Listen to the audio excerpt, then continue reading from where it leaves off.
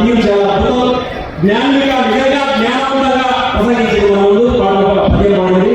నిజంగా మహా జ్ఞానవంతురాలై భవిష్యత్తులో బంగారు భవిష్యత్తు చేయించుకోవాలని మనస్ఫూర్తిగా మన కనిగి తరఫున కోరుతున్నాం. వాళ్ళ పేరెంట్స్ కూడా